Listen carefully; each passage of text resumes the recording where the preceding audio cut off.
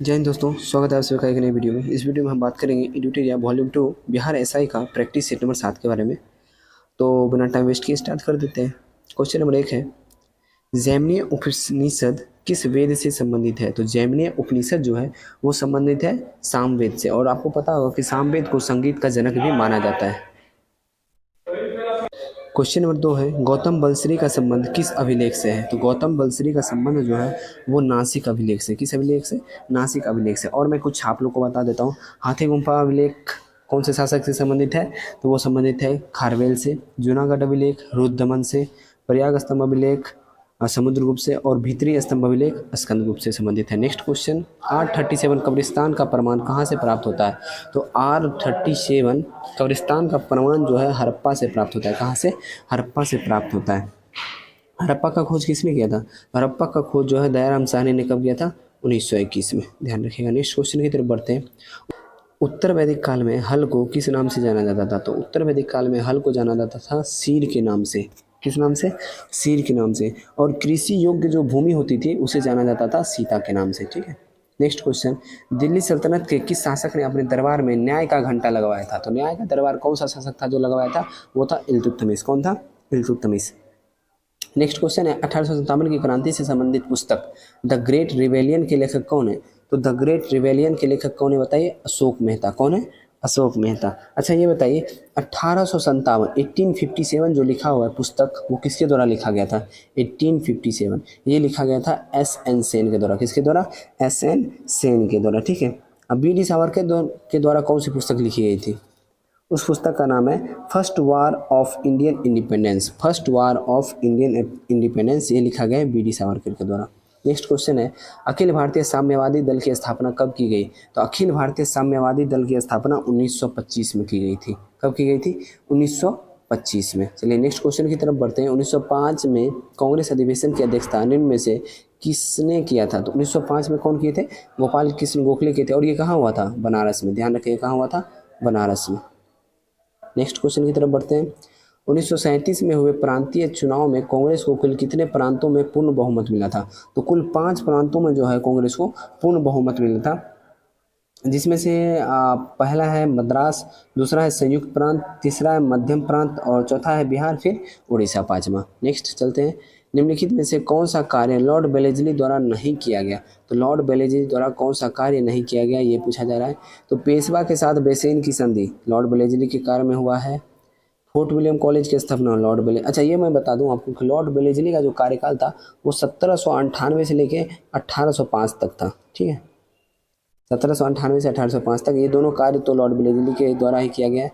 सहायक संधि की नीति को अपनाया था लॉर्ड वेलेस्ली के द्वारा। इनमें से सभी होगा, मतलब इसका सही आंसर हो जाएगा इनमें से। नहीं पूछ रहा था तो इनमें से कोई नहीं आंसर हो जाएगा। नेक्स्ट क्वेश्चन है, गंडमक की संधि के साथ किस युद्ध की समाप्ति हुई थी? तो गंडमक की संधि के साथ जो है द्वितीय आंग्ल अफगान युद्ध की समाप्ति हुई थी। किसकी? द्वितीय आंग्ल अफगान युद्ध 1878 से 80। ध्यान रखिएगा। नेक्स्ट, बिहार में लोटा विद्रोह किस स्थान पर हुआ था? बिहार में जो लोटा विद्रोह हुआ था पता है क्यों हुआ था? ये हुआ था कि जेल में जो कैदी थे अब उनको जो है ना पीतल के लोटा के जगह पे मिट्टी का लोटा दिया जाने लगा था, जिसका वो लोग विरोध करने लगे थे, तो उसी को लोटा विद्रोह कहा जाने लगा। और ये हुआ था मुजफ्फरपुर में। कहाँ हुआ था? मुजफ्फरपुर में। ठीक है। और ये कब हुआ था ये भी बता देता हूँ, 1856 में। 1857 की क्रांति से 1 साल पहले।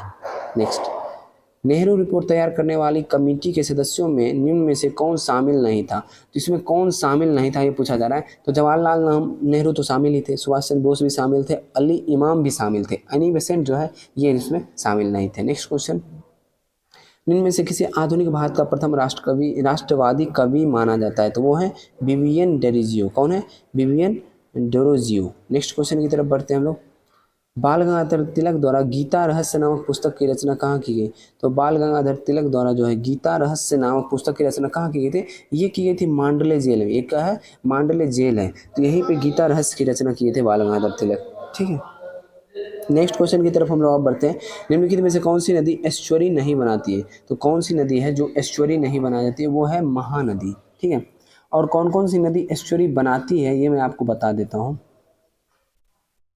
इसमें हो जाएगा नर्मदा नदी, ताप्ती नदी, मांडवी नदी, ये 3 नदियाँ जो हैं वो एस्चुरी बनाती हैं, लेकिन महानदी जो है वो एस्चुरी नहीं बनाती। नेक्स्ट क्वेश्चन की तरफ बढ़ें। निम्नलिखित में से कौन अध्यारोपित नदी का उदाहरण है? तो अध्यारोपित नदी का उदाहरण जो हो जाएगा वो हो जाएगा आपको चंबल नदी। कौन सी? चंबल नदी। नेक्स्ट क्वेश्चन है, निम्नलिखित में से कौन सा झील लैगून नहीं है? कौन सा झील जो है वो लैगून नहीं है? तो पेरियार झील जो केरल में है वो लैगून झील नहीं है। बाकी चिल्का झील, पुलकर झील और अष्टमुडी झील, ये तीनों जो है लैगून झील है। नेक्स्ट क्वेश्चन 19 नंबर, भारत में ग्रीष्मकालीन मानसून की प्रवाह की सामान्य दिशा है।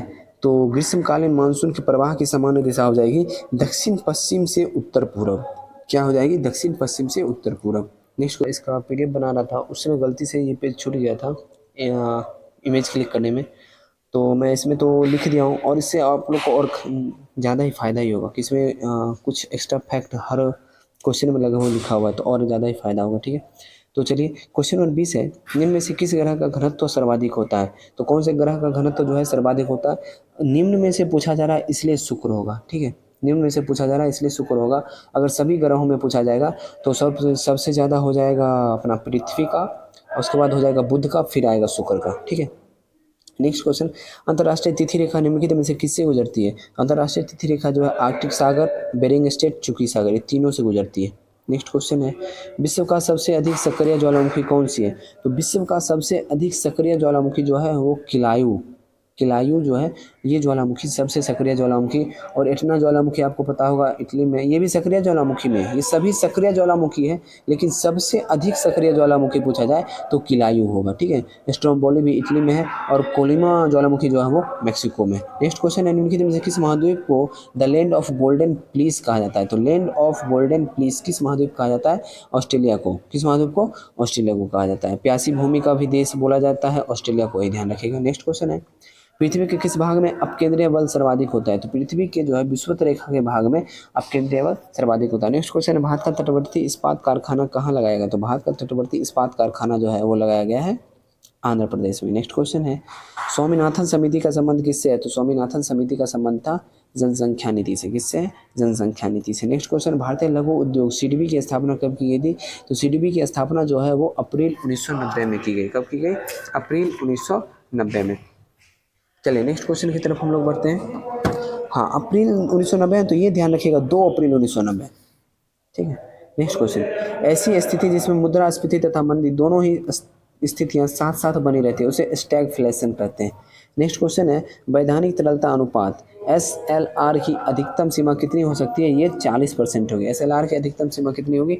40%। ऐसे आप SLR का फुल फॉर्म आप लोग को हिंदी में तो पता चल गया कि वैधानिक तरलता अनुपात, लेकिन इंग्लिश में हो जाएगा स्टैच्यूअरी लिक्विडिटी रेशियो। नेक्स्ट क्वेश्चन की तरफ बढ़ते हैं। क्वेश्चन नंबर 30, किस पंचवर्षीय योजना का मुख्य उद्देश्य समाजवादी समाज की स्थापना करना था? तो द्वितीय पंचवर्षीय योजना जो है उसका मुख्य उद्देश्य था समाजवादी समाज की स्थापना करना, जो कब से कब तक था? 1956 से 1961 तक। नेक्स्ट क्वेश्चन, पथ कर एवं विद्युत कर किस सूची का विषय है? तो पथ कर एवं विद्युत कर जो है वो राज्य सूची का विषय है। मैं आपको बता दूं कि वर्तमान में जो है संघ सूची में कितने विषय हैं? संघ सूची में 100 विषय हैं। ठीक है, और राज्य सूची में टोटल 61 विषय हैं, और संवर्ती सूची में टोटल 52 विषय हैं। ध्यान रखिएगा वर्तमान में। नेक्स्ट क्वेश्चन, क्वेश्चन नंबर 32 की तरफ बढ़ते हैं। अस्थाई मितव्ययता समिति के नाम से किस समिति को जाना जाता है? तो अस्थाई मितव्ययता समिति के नाम से प्राक्कलन समिति को जाना जाता है। और इस अस्थाई मितव्ययता या फिर प्राक्कलन समिति की स्थापना किसने किया था? जॉन मथाई ने कब किया था? 1950 में। नेक्स्ट है, संविधान सभा द्वारा राष्ट्रीय गीत को स्वीकृति कब प्रदान की गई? तो संविधान सभा द्वारा राष्ट्रीय गीत को स्वीकृति प्रदान की गई थी 24 जनवरी 1950 को, राष्ट्रीय गीत राष्ट्रीय गान दोनों को। नेक्स्ट क्वेश्चन है, उद्देशिका का विचार किस देश के संविधान से लिया गया है? ये लिया गया है अमेरिका के संविधान से। चलिए अगले क्वेश्चन को देख लीजिए। राष्ट्रपति पर महाभियोग की प्रक्रिया के संबंध में निम्न में से कौन सा कथन सही नहीं है? तो कौन सा कथन सही नहीं है? तो ऑप्शन नंबर बी आप लोग देख रहे होंगे कि राष्ट्रपति को कम से कम 6 सप्ताह पूर्व सूचना देना पड़ेगा, ये कथन गलत है। तो इसका सही आंसर हो जाएगा मतलब कि राष्ट्रपति को कम से कम 14 दिन पहले, यानी 2 सप्ताह कह सकते हैं, 14 दिन पहले जो है पूर्व सूचना देना पड़ेगा। ठीक है, और राष्ट्रपति के महाभियोग जो है एक संसद की अर्धन्यायिक प्रक्रिया है।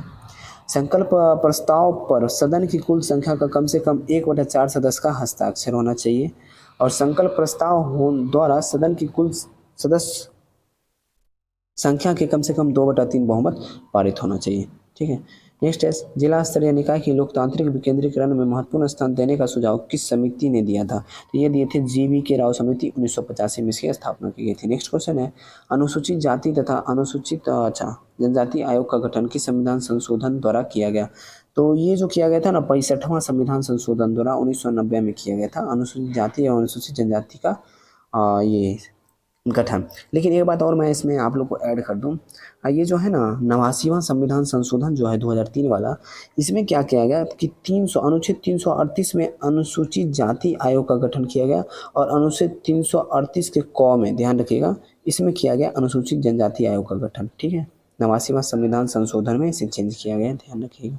नेक्स्ट है निम्न में से कौन सा शास्त्रीय भाषा नहीं है? कौन सा शास्त्रीय भाषा नहीं है? देखिए अभी वर्तमान में जो है भारत में कुल 6 शास्त्रीय भाषाएं, कितने 6 शास्त्रीय भाषाएं, जिसमें से तमिल आ जाएगा जो 2004 में, मलयालम आ जाएगा 2013 में, संस्कृत आ जाएगा 2005 में, कन्नड़ आ जाएगा 2008 में, तेलुगु आ जाएगा 2008 में, ओडिया आ जाएगा 2014 में। लेकिन बांग्ला जो है वो शास्त्रीय भाषा नहीं है।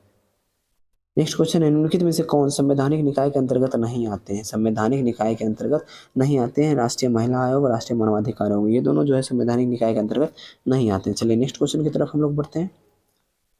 एक बात आप लोग बताइएगा कि जो मैं लिख दिया हूँ, जैसे यहाँ पे कुछ पॉइंट करके प्रत्येक क्वेश्चन में लिख दिया हूँ, वो आप लोग के लिए फ़ायदा का है या फिर उससे आप लोग को प्रॉब्लम हो रहा है? अगर प्रॉब्लम हो रहा है तो नेक्स्ट में नहीं लाऊंगा वैसा, अगर प्रॉब्लम नहीं हो रहा है, उससे अगर फ़ायदा हो रहा है तो मैं कोशिश करूँगा कि और भी ज़्यादा पॉइंट उसके साइड में लिख के आप लोग के लिए वैसा ही PDF प्रोवाइड करवाऊँ।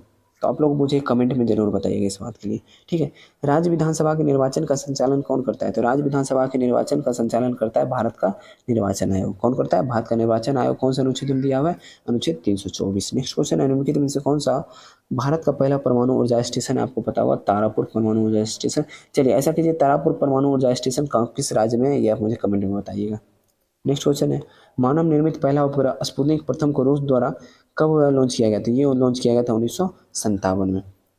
अपोलो 11 कब लॉन्च किया गया था? 1969 में, ध्यान रखिएगा। श्रृंगार शतक पुस्तक के लेखक कौन है? तो श्रृंगार शतक पुस्तक के लेखक है भर्तृहरि। कौन है? भर्तृहरि।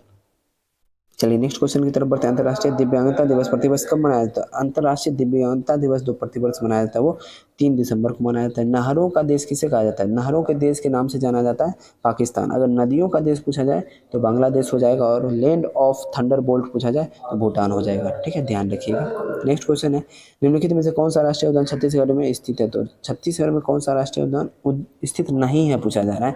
तो मुकुरथू राष्ट्रीय उद्यान जो है वो छत्तीसगढ़ में नहीं है। वो कहाँ है? ये तमिलनाडु में। कहाँ है? तमिलनाडु। बाकी इंद्रावती, कांगेर घाटी, गुरु घासीदास ये तभी छत्तीसगढ़ में। निम्न में से कौन जैव निम्नीकृत प्रदूषक का उदाहरण नहीं है? जैव निम्नीकृत प्रदूषक का उदाहरण नहीं है प्लास्टिक। नेक्स्ट क्वेश्चन है वायु प्रदूषण रोकथाम एवं नियंत्रण अधिनियम किस वर्ष पारित किया गया था? तो ये पारित किया गया था 1981 में। और जल प्रदूषण रोकथाम कब पारित किया गया? 1974 में। नेक्स्ट क्वेश्चन की तरफ बढ़ते हैं। भूतापीय ऊर्जा से संबंधित क्षेत्र पुआ घाटी कहाँ स्थित है? तो भूतापीय ऊर्जा से संबंधित क्षेत्र पुआ घाटी जो है वो लद्दाख में स्थित है। और मणिकर्ण अगर पूछा जाए तो मणिकर्ण हिमाचल प्रदेश में स्थित है। और तातापानी अगर पूछा जाए तो वो छत्तीसगढ़ में स्थित है। नेक्स्ट क्वेश्चन सोनार 64 किस फसल के प्रमुख किस्म है? सोनार 64 जो है वो गेहूं का प्रमुख किस्म है। किसका? गेहूं का। चलिए नेक्स्ट क्वेश्चन की तरफ बढ़ते हैं हम लोग। जब दो अस्थियां आपस में एक दूसरे को जुड़ी होती है तो क्या कहते हैं? उसे स्नायु कहते हैं। चलिए क्वेश्चन नंबर 52 की तरफ बढ़ते हैं। निम्नलिखित में से कौन उपार्जित लक्षण है? तो शरीर का वजन जो है वो उपार्जित लक्षण है, ठीक है। नेक्स्ट क्वेश्चन है इंसुलिन हार्मोन में पॉलीपेप्टाइड श्रृंखलाएं किस बंध द्वारा जुड़ी होती है? तो डाइसल्फाइड बंध द्वारा ये जुड़ी होती है। फसलों पर DDT के छिड़काव से क्या प्रदूषित होता है? तो वायु, मृदा एवं जल तीनों जो है वो प्रदूषित होता है। नेक्स्ट क्वेश्चन है निम्नलिखित में से कौन सुमेलित नहीं है? नहीं है पूछा जा रहा है। तो साल्मोनेला जो है ये कुष्ठ रोग से सुमेलित नहीं है। तो कुष्ठ रोग किसके कारण होता है? जीवाणु के कारण होता है, ठीक है ना। तो कुष्ठ रोग होता है माइकोबैक्टीरियम लेप्री के कारण। माइक्रोबैक्टीरियम लेप्री जो नाम है जीवाणु का, उसके कारण कुष्ठ रोग होता है। तो यही इसका आंसर हो जाएगा जो सुमेलित नहीं है। बाकी प्लाज्मोडियम मलेरिया के कारण होता है, बैसिलस पेस्टिस जो है प्लेग, और फिर बेवरियो क्लोरी जो है हैजा। नेक्स्ट है निम्न में से कौन अंडा देने वाला स्तनधारी है? तो अंडा देने वाला स्तनधारी कौन सा हो जाएगा? एकिडना, ठीक है। मैं आपको बता दूं स्तनधारी को 3 वर्गों में बांटा गया है, ठीक है, 3 भाग में बांटा गया स्तनधारी को। एक हो जाता है प्रोटोथीरिया, एक दूसरा हो जाता है मेटाथीरिया, और तीसरा हो जाता है यूथीरिया। प्रोटोथीरिया जो है वे जंतु हैं जो अंडा देते हैं, वे स्तनधारी हैं जो अंडा देते हैं, प्रोटोथीरिया। और मेटाथीरिया है जो पूर्ण रूप से ना ही अंडा देता है और ना ही बच्चा देता है, जैसे कंगारू है वो हो जाएगा। नेक्स्ट यूथेरिया है जो पूर्ण रूप से विकसित बच्चे को जन्म देता है, जैसे पेंगोलिन, चूहा, मनुष्य, ये सभी हो जाएंगे, ठीक है ना। चलिए नेक्स्ट क्वेश्चन, मानव शरीर में पाचन का अधिकांश भाग किस अंग में संपन्न होता है? तो छोटी आंत में 90% संपन्न होता है। नेक्स्ट क्वेश्चन है, किस प्रकार की कोशिका विभाजन में गुणसूत्र के बीच अनुवांशिक पदार्थ का आदान प्रदान होता है? अर्धसूत्री कोशिका विभाजन में जो है गुणसूत्र का आदान प्रदान होता है। नेक्स्ट क्वेश्चन की तरफ बढ़ते हैं, एक अवतल लेंस के सामने रखे वस्तु का प्रतिबिंब कैसा होगा? तो सीधा होगा। सिर्फ सीधा ही नहीं होगा, सीधा भी होगा, आभासी होगा और वस्तु से छोटा भी होगा अगर अवतल लेंस के सामने रखी हुई है वस्तु तो। नेक्स्ट क्वेश्चन है, रॉकेट किस सिद्धांत पर कार्य करता है? तो रॉकेट जो है संवेग संरक्षण के सिद्धांत पर कार्य करता है, तो इसका आंसर इनमें से कोई नहीं होगा। नेक्स्ट क्वेश्चन है, वोल्टेज सेल में विद्युत अपघट्ट के रूप में उपयोग किया जाता है किसका? तो वोल्टेज सेल में विद्युत अपघट्ट के रूप में सल्फ्यूरिक एसिड का उपयोग किया जाता है, लेकिन लेक्लांसिस सेल और डेनियल सेल आए तो उसमें कॉपर सल्फेट का प्रयोग किया जाता है, ध्यान रखिएगा। नेक्स्ट क्वेश्चन है, सबसे ज़्यादा श्यानता होती है किसमें? शहद में। सबसे ज़्यादा श्यानता किसमें होती है? शहद में। आप इस बात से ध्यान लगा मतलब अंदाज़ा लगा सकते हैं, जो जितना गाढ़ा होगा उसमें श्यानता सबसे ज़्यादा होगा, बस। नेक्स्ट क्वेश्चन 63 नंबर की तरफ बढ़ते हैं हम लोग।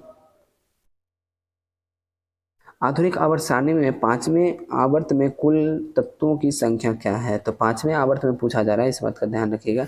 तो फर्स्ट आवर्त में 2 होते हैं, दूसरे में 8, तीसरे में 8, चौथे में 18, पाँचवें में 18 और छठे में 32। सातवां जो है अभी पूर्ण रूप से नहीं है, ठीक है ना। तो 2, 8, 8, 18, 18, 32 ध्यान रखिएगा। नेक्स्ट क्वेश्चन, निम्नलिखित में से कौन ठोस, द्रव एवं गैस तीनों रूप में पाया जाता है? तो अधातु जो है वो ठोस, द्रव एवं गैस तीनों रूप में पाया जाता है। टोटल अधातु कितनी है? टोटल अधातु हैं 27।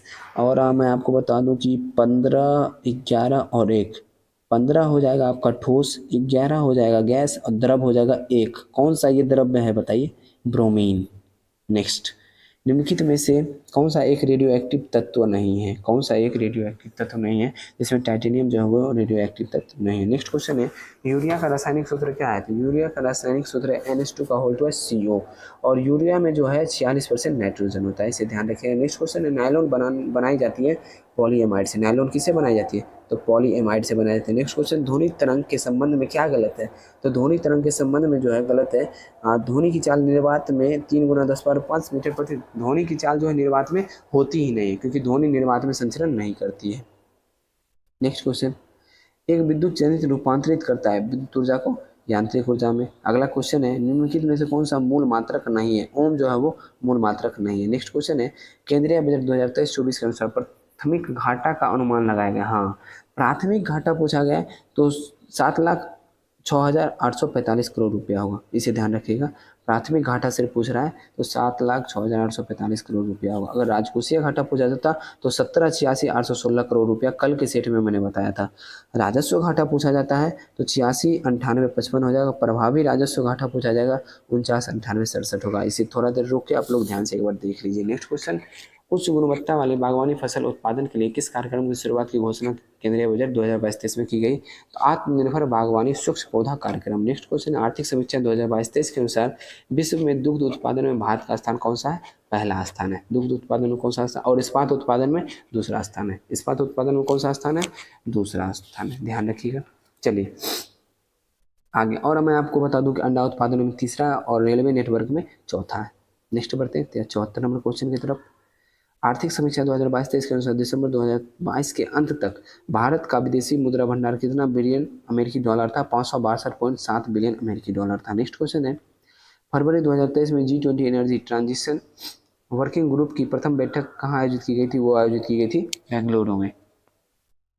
चलिए नेक्स्ट क्वेश्चन, केंद्रीय मंत्रालय ने 2022 में युवा 2.0 योजना शुरू किया, तो शिक्षा मंत्रालय ने शुरू किया था लेखकों के लिए, जो लेखक है उनके लिए। नेक्स्ट क्वेश्चन है, भारत सरकार द्वारा किस तिथि को राष्ट्रीय स्टार्टअप दिवस के रूप में मनाने की घोषणा की गई? वो 16 जनवरी को।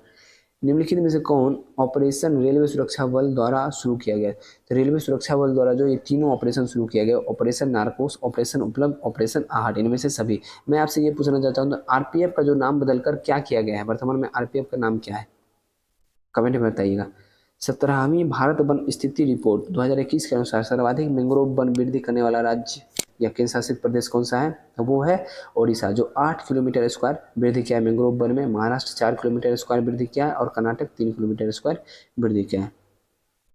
निम्नलिखित में से किस समुद्री तट को 2022 में ब्लू फ्लैग लिस्ट में शामिल किया गया है, तो कदमत समुद्री तट जो है ये लक्षद्वीप का है, ऐसे 2022 में ब्लू फ्लैग के लिस्ट में शामिल किया गया। अभी तक वर्तमान में टोटल 12 समुद्री तट जो है वो ब्लू फ्लैग में शामिल है, पिछले सेट में मैंने बताया था।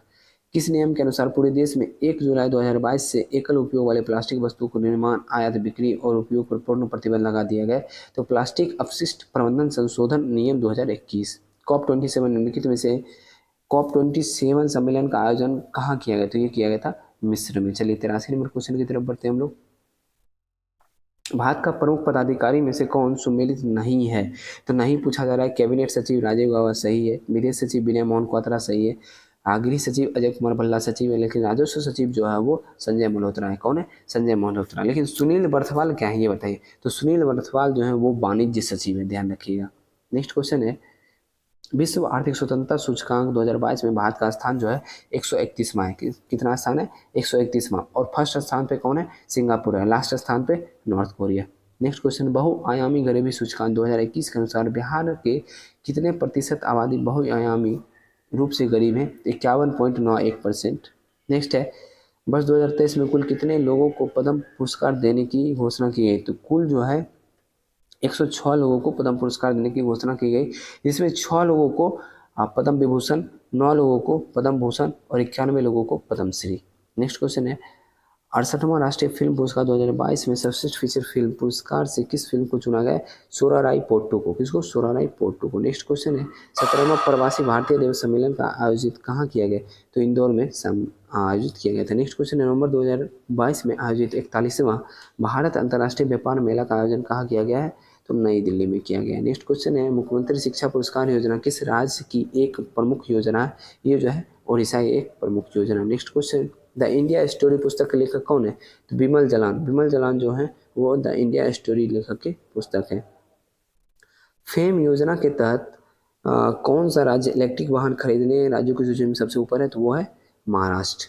चलिए 93 नंबर क्वेश्चन की तरफ बढ़ते हैं। निम्नलिखित में से किस कंपनी ने संयुक्त रूप से भारत का पहला हाइड्रोजन आंतरिक दहन इंजन प्रौद्योगिकी समाधान लॉन्च किया है, यह है रिलायंस इंडस्ट्रीज और अशोक लीलैंड दोनों मिलकर।